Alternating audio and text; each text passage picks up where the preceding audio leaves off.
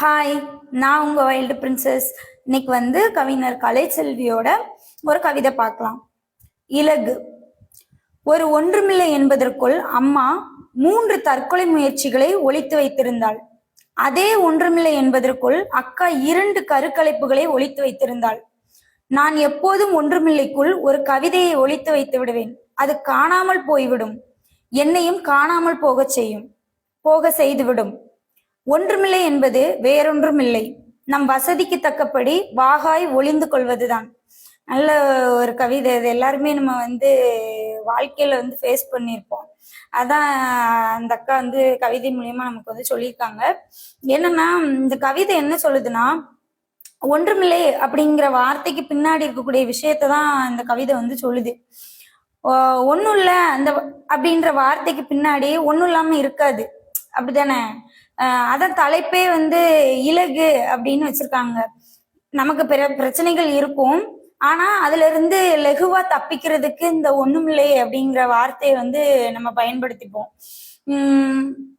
பொதுவாகவே இந்த கவிதை பெண்கள் ஒன்றுமில்லையை பத்தி பேசுது. பட் இது ஆண்களுக்குமே பொருந்தும். இத 2 பேருக்குமாவே பாத்துக்கலாம். ஏன்னா ஒண்ணும் இல்லைன்ட்டு எல்லாருமே தான் சொல்லுவோம். பட் இந்த கவிதையின் மூலமா நம்ம என்ன சிந்திக்கணும் அப்படின்னா, முற்றிலுமா அந்த வார்த்தையில இருந்து, அதாவது ஒண்ணுமில்ல அப்படின்ற வார்த்தையில இருந்து லகுவா தப்பிக்கிறதுக்கு பதிலா நமக்கு தோதா இருக்க யார்கிட்டயாவது நம்ம பிரச்சனைகளை சொல்லலாம். அந்த பிரச்சனைகளை நம்ம சொல்லும் போது அதுக்கு நமக்கு தீர்வு கிடைக்கலாம். ஒருவேளை இவ்வளவு நாள் மனசுலயே வச்சுக்கிட்டு நம்ம மட்டும் குமுறிக்கிட்டு இருந்தது வெளியே டக்குன்னு நமக்கு சொல்லும் போது நம்ம மனசு திடீர்னு ஒரு லேஸ் ஆகலாம். எதுக்கு போட்டு நம்ம உள்ளுக்குள்ளே வச்சு குமுறிக்கிட்டு இருக்கணும்? நம்ம நண்பர்களோ, நம்ம உறவினர்களோ, நம்ம பெற்றோர்கள் யார்கிட்டயாவது ஒருத்தவங்கள்ட்ட, எனக்கு இந்த பிரச்சனை, எனக்கு என்ன பண்ணணும்னு தெரில, எனக்கு இதுல இருந்து எப்படி மீண்டு வரேன்னு எனக்கு தெரில அப்படின்னு நம்ம யார்கிட்டயா சொல்றது மூலியமா நம்ம கட்டாயம் அதுல இருந்து ஒரு தீர்வு வரும். சோ அதுதான் இந்த இடத்துல சொல்லியிருக்காங்க. ஒன்றுமில்லை என்பது வேறொன்றுமில்லை, நம் வசதிக்கு தக்கபடி வாகாய் ஒளிந்து கொள்வதுதான்.